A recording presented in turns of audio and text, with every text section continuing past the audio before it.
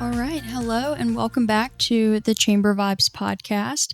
If this is your first time listening to our podcast, I am not your usual host. My name is Kayla Boone. I'm the president and CEO of the Bedford Chamber of Commerce. Usually our host is Foster Garrett, who is our director of marketing and events. The Bedford Chamber is a nonprofit membership organization that strives to help the Bedford area prosper by serving and collaborating with local businesses, organizations, and people.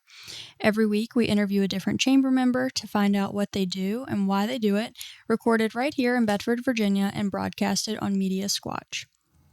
If you like our episode, I'd encourage you to go back and listen to some of the others.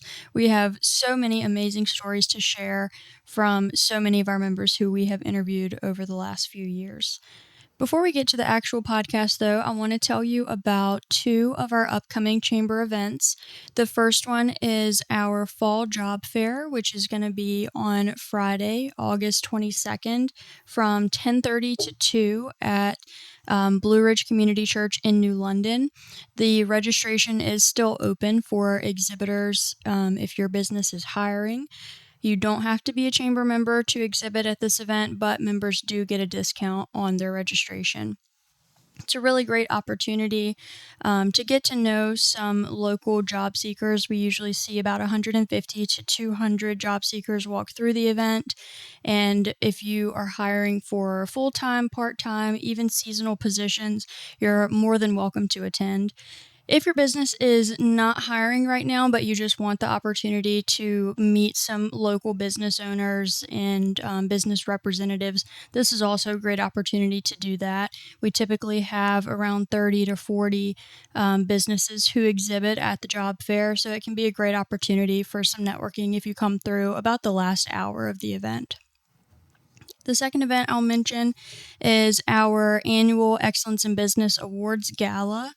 The registration is open for that as well. It's going to be on Thursday, September 25th from 5 to 8:30 p.m. at Cedar Oaks Farm. We're going to give away our Excellence in Business Awards. It'll be a sit-down dinner, silent auction, cash bar, really fun night. We are, I think, over halfway sold out of tickets at this point, so if you are interested in attending, I would definitely go on our website and grab your tickets before we run out of those. So you can find our full calendar of events on bedfordareachamber.com, and I'll also put our phone number at the end of the show so you can give us a call with any questions. So we will move on to our guest for today. We have Alison Strand, who is the Executive Director of CASA with Central Virginia. Good morning, Good morning. How are you? Good. How are you doing? Good. So we were talking just a minute ago. I don't usually do the podcast. You got thrown into it at the last minute, so we're just going to do our best here this morning. We will. So to get started, will you just tell us a little bit about you, your background, how you ended up in this role? Yeah, so I'm a Bedford native, so I didn't have to travel very far for this interview, so that's nice. I grew up in Bedford and went to Lynchburg College. I still call it Lynchburg College, even though the name has changed. It'll always be LC to me. I kind of fell into nonprofit work through Lynchburg College. I graduated in 3 years. I just kind of wanted to get it done. And but then I didn't know what I wanted to do with my life, so I continued on to grad school, just immediately jumped into it. And through that, I found an internship with a nonprofit downtown, which conveniently is right next door to where I work now. It's so funny. So I just fell in love with nonprofits at that point, and I knew that was what I wanted to do. And I worked for 12 years at a different nonprofit called Rush Homes. That nonprofit helps people with disabilities to find affordable and accessible housing.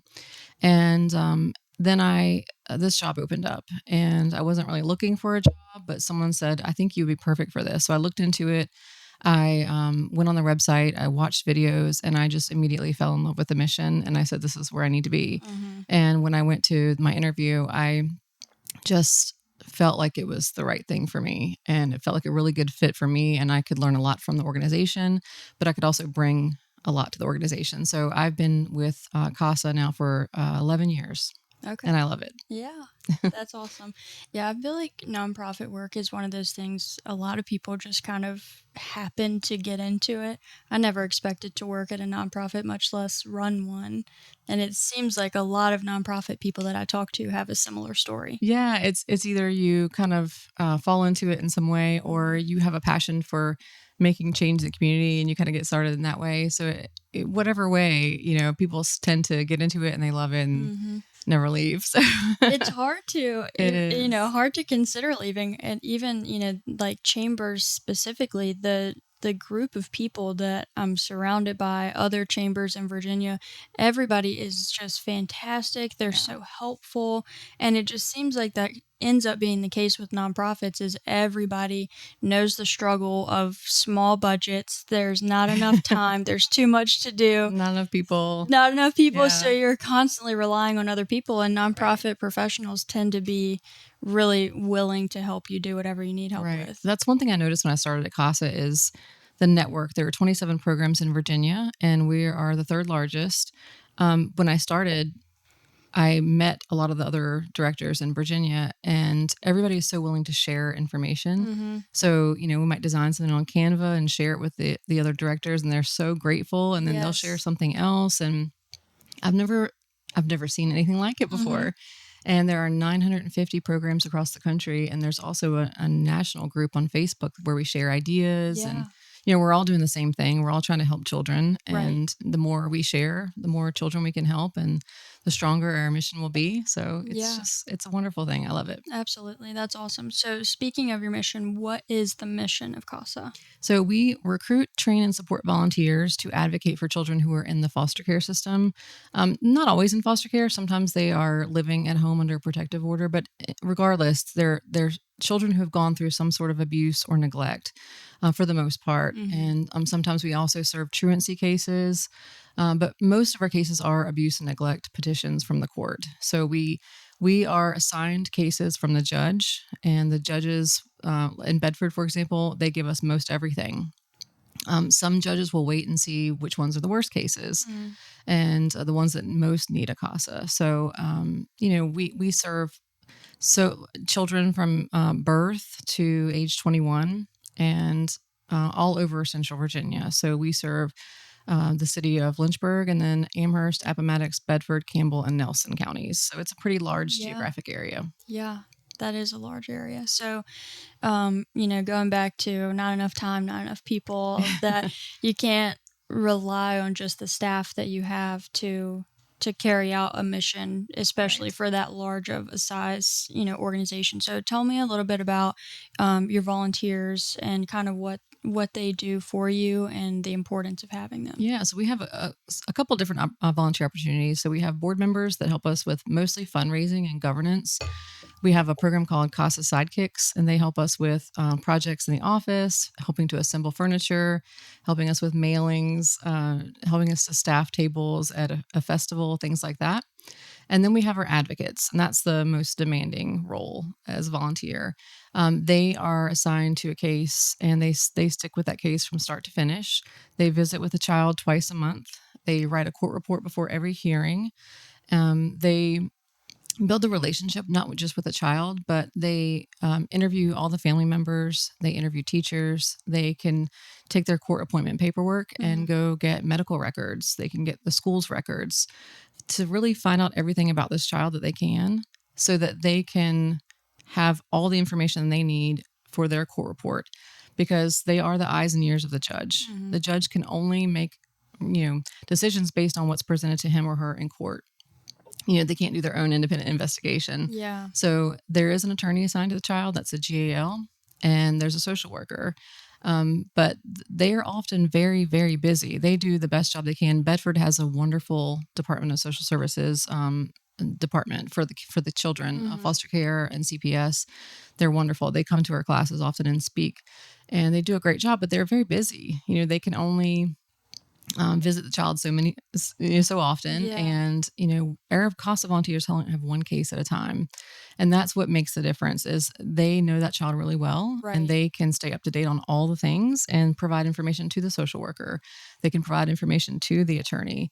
and that helps them. So we say that CASAs can be a really great tool in the toolkit of the GAL and social worker to help make sure that no child falls through the cracks. Yeah, I didn't realize that there was only one case per advocate. Yes. I'm Sometimes sure they'll do two if they've been doing this for a long time and Yeah. they're retired and they have plenty of time, but most of our CASAs only have one. I'm sure that makes a It huge does. difference, especially talking about how busy your like social workers are. Yes.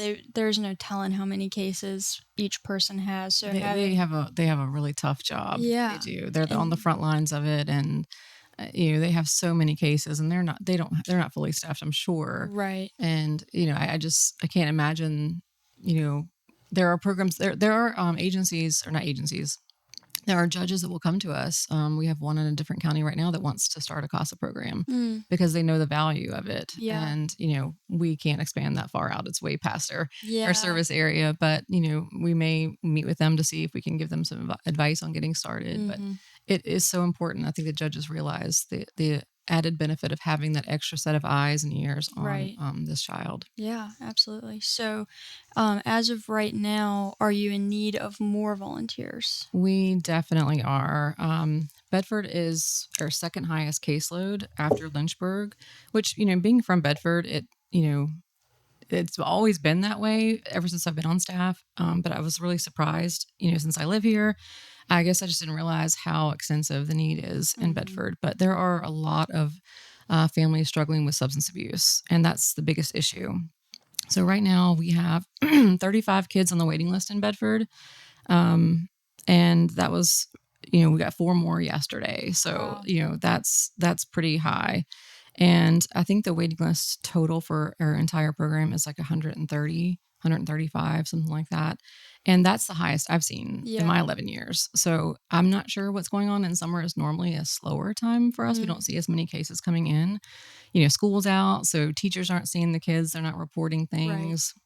Bus drivers may not be reporting things. They're not usually doing summer sports. So not as many eyes are on kids. So I'm not sure exactly what's going on, but our Yeah. waiting list is quite high. So we are begging you, if you've ever thought about this as an opportunity, a volunteer opportunity, now's the time. This is your sign. If you've been waiting for it, this is your sign. We just, we can't do this work without our advocates. Our staff members, they go to every hearing. Mm-hmm. If we've been assigned to the case, so our Bedford advocate manager, those 35 cases that are not assigned right now, she still goes to court to just stay up to date in case we do get a volunteer that we can assign to that case. Yeah. She can give them all the information that she has. So, but we can't do it. She can't go on all those visits herself. It's just not possible. So Right. we desperately need more people. Okay. And if someone is interested in volunteering, if they're kind of considering it but they're not sure, who should they reach out to? Yeah, so our website, cbcasa.org, has a list of information sessions that are coming up. We do about 2 a month. Okay. And, if there's a class that's like, I want to get into this class, but there's no more information sessions listed, we will make it happen for you. We will, Kelly or I, one of us will do an information session on the phone with you just to make sure you have the information that you need. Mm-hmm. So the information session goes over all the job descriptions, basically the job description of the advocate. They go over the expectations, boundaries, confidentiality, kind of answer all the questions that you might have, and then give you an opportunity to ask your own questions. And that is a required thing before applying, because we don't want anyone applying and then starting class and saying, "Oh, I didn't realize this was how it is." Mm-hmm. We want to give you all the information you need so you can make a decision that's, is this right for me? And sometimes it is right for you, but it's not the right time in your life, and that's okay too. So we want people just to come and learn and decide and then apply. And then there's a screening process. Of course, if you're working with children, we want to make sure you have a clear background check. So we do a series of interviews, and we do criminal background check and, court records, things like that, just to make sure your background check is clear. And then we have a training class that starts, and that is 9 classes. And we have a variety of formats we offer that in. So right now we have one starting in Bedford in August. It's August 6th, I believe. August 5th, I think. Yeah, August 5th. And that one is a morning class from 8:30 to 12 twice a week. And that one gets kind of finished in a month. So that's really nice. And then we have another one starting in September that is an evening class from 5:30 to 9 p.m. in Lynchburg. And that one meets once a week for 9 weeks. So it takes a little bit longer to get through, but if you work full time, that one might be a better option for you. The summer intensive one, we did that one for the first time last year in November, and it was so successful. And we got volunteers trained in a month, and they were on cases right away, and it was super helpful. So knowing the need is high in Bedford, we're having a class here in Bedford, and we're doing the intensive so we can get people kind of started very quickly.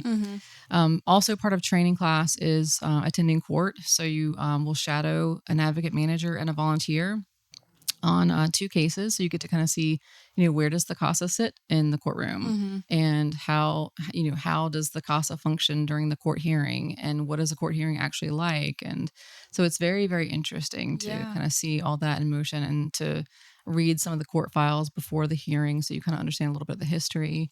So we make sure that everyone is well informed before, and then we have an advocate manager that's assigned to you. So you would never be doing this on your own. You would always be supported. The advocate manager goes to court with you. They help to guide you in your casework and your investigation. They go with you in your first home visit. So it's a very supported role. Yeah, that's awesome.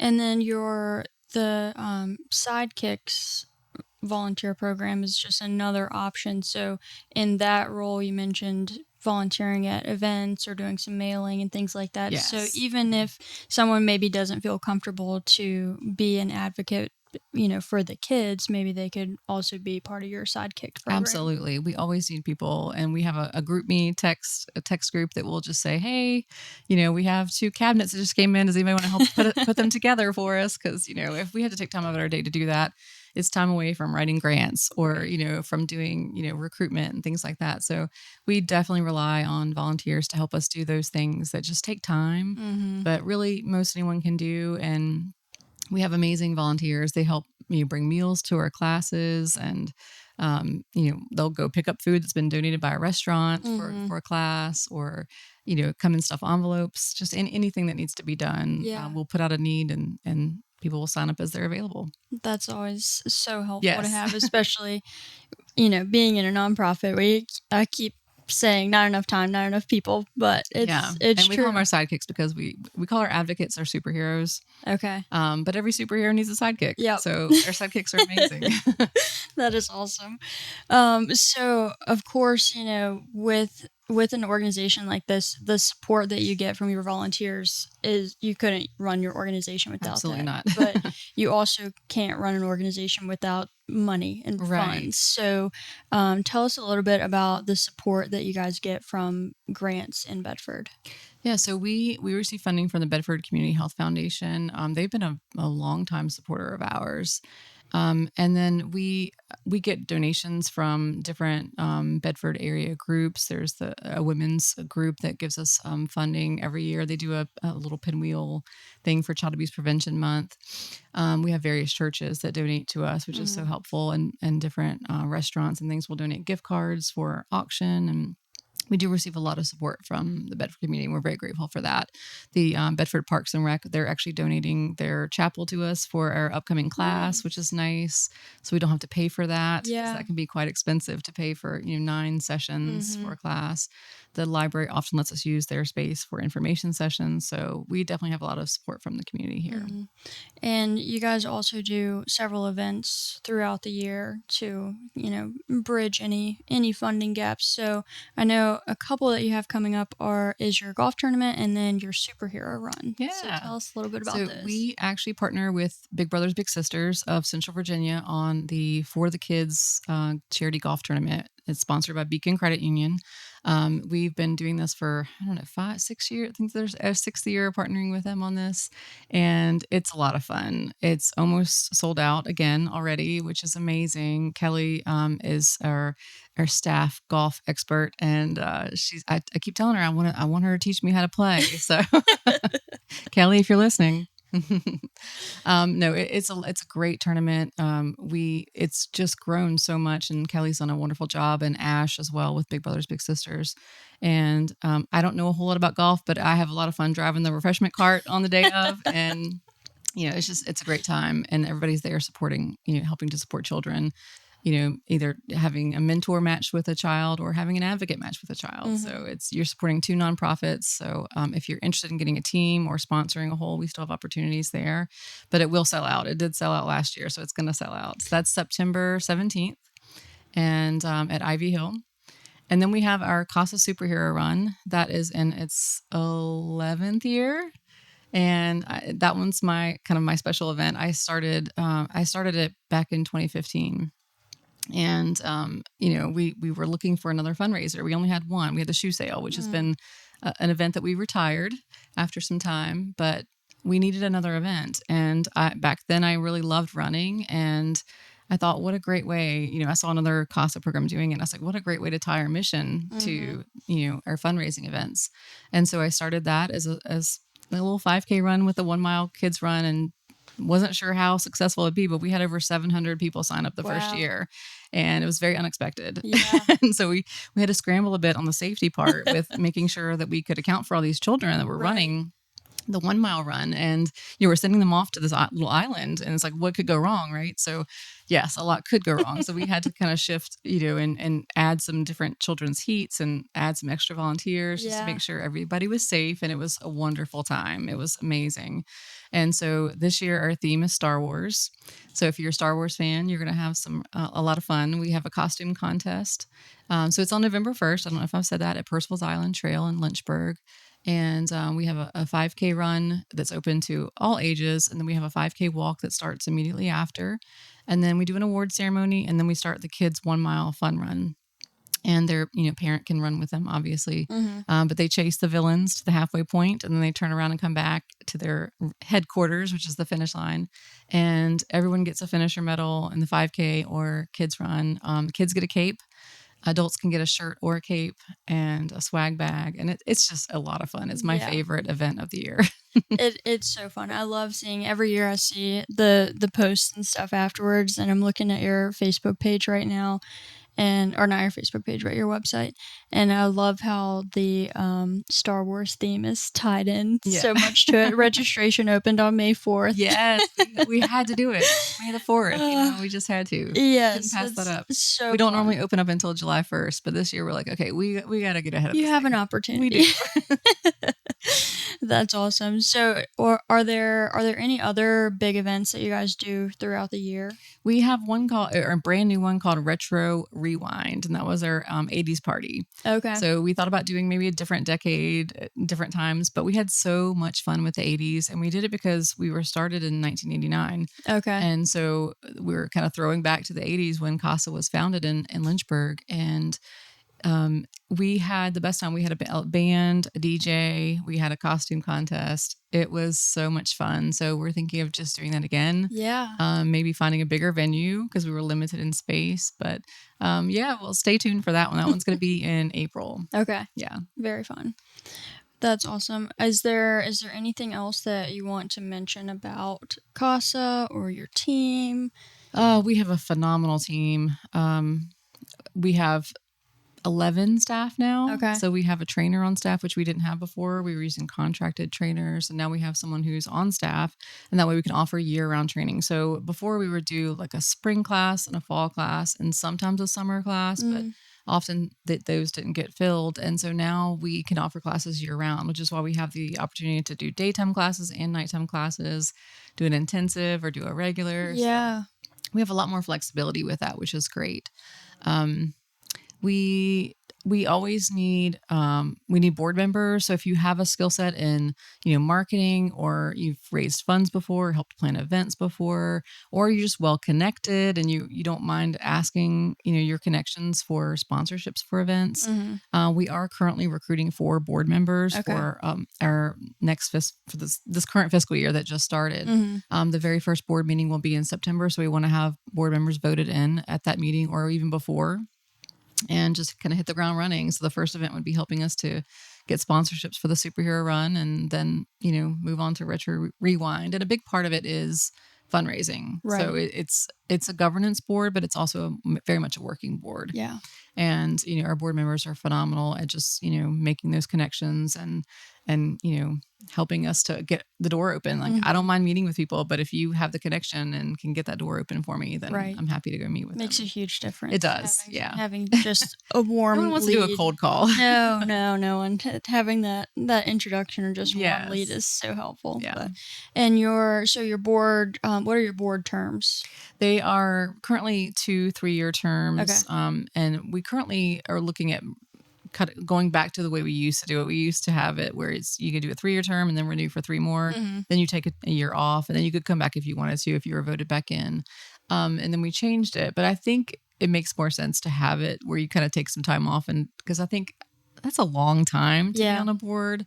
And I want to make sure we always have opportunities for new, fresh ideas, fresh, energy coming in as well. So we don't often see people staying past the time anyway. Yeah. It's just, I think people just need a little break. Yeah, I think so. And I think a lot of times they feel that way too. Like, they also want you to have new ideas and new fresh faces at your board and table. I think if you don't have that limit, people feel like they're obligated to stay for a long time, and they don't really want to. Right. Yeah. But if you only want to stay 3 years, that's completely fine too. Yeah. So you don't have to renew for 3 more, but at least we ask for at least 3 years. And then our advocate role, we ask for at least 1 year or the length of your first case. Cases generally last 14 months. Sometimes they can be shorter. Sometimes they can be much longer, years even. We have one gentleman in Bedford who's been with the same child. He's, I can't exactly remember how many years, but probably at least 10. I mean, oh, wow. I wish I could know the exact number. Yeah. But he's been with this child for a very, very long time. And, they just never could find a placement for him because of the behavioral issues and things. So, he just continued to monitor and just to advocate in whatever way he could, and to be there for him and to be that constant in his life. And that's often so important because kids in foster care have so many changes. They have that, if they've experienced trauma, they're going to have behavioral issues most likely. And that's not easy for adoptive foster placements. That's not easy for them, especially if they have other foster children in the house or even their own children in the house. They have to make sure that, those behavioral issues are not going to impact the other kids. So it's understandable in a way, but it's also unfortunate that these kids get kind of bounced around from home to home to home. And often with that is a new school district, new teacher, new kids on the bus, new bus driver, all new things. And if it's a new city, it might mean a new counselor. It might mean a lot of things. Social workers have a very tough job. So oftentimes they change as well. They burn out and leave. And so it's a new social worker coming to visit them. And so we always say, don't quit on these kids. Yeah. If you sign up for this role, don't quit. And, Judge Payne says this at our induction ceremonies after they finish classes. Don't quit. Don't quit on these kids. They've been through so much. They've had a lot of people quit on them. They've had a lot of change. So we ask that you stay with them until that case finishes and be that constant for them. Yeah. And there's a really great book called Three Little Words by Ashley Rhodes Porter. And she went through the system in, I think, South Carolina, and was passed around. I think she had 14 different foster homes. Wow. And she finally got adopted. And, because of the experiences that she went through, she ended up working with her adoptive mother to sue the social services system down in that state. And when she was going through her box of files, she was able to get copies of everything from her life in foster care. And she said she went through and she counted every signature of everyone involved in that case. So every time someone signed or had their name listed somewhere in the case, she wrote that down. And she said the one person in my box of files that made the biggest difference was my CASA volunteer. And that was the only person that didn't get a paycheck. Yeah. And, she spoke at a conference. I was like, wow, that's so incredible. It is. So, yeah. And they very well could be the only constant in these kids' lives. Yeah. It's just, yeah. They've gone through the tough stuff. So our volunteers were like, you you can do hard things. Right. These kids are doing the really hard things. So. Yes. Yeah, we're seeing a lot of, unfortunately, we're seeing a lot of babies right now being born substance exposed. That's one of the trends that, our advocate manager here in Bedford had told us recently is a lot of babies are coming into the system, and once they're born substance exposed, they immediately, most of the time, go into foster care. Yeah. So if you have a heart for helping littles, we mostly see younger kids. We have I believe it was 40% of our cases are age 5 and younger. So these are the most vulnerable of the kids we see. We do have some teenagers. We do have some elementary age kids as well. But, these are kids who don't know what's going on. They don't understand that what they're experiencing is abuse or neglect. So this is such an opportunity for anyone who wants to make a real impact in a child's life. Yeah. And it's really so eye-opening. I'm not from Bedford. I've only lived here for a few years, but if you're removed from that kind of stuff in your personal life, you may not even realize how big of an issue it is where you live. Right. I'm sure a lot of people in Bedford have no clue that you have 35 kids on the wait list just here. Right. Oh, it's just Bedford. Yeah, it's kind of hidden. It's kind of hidden. Yeah.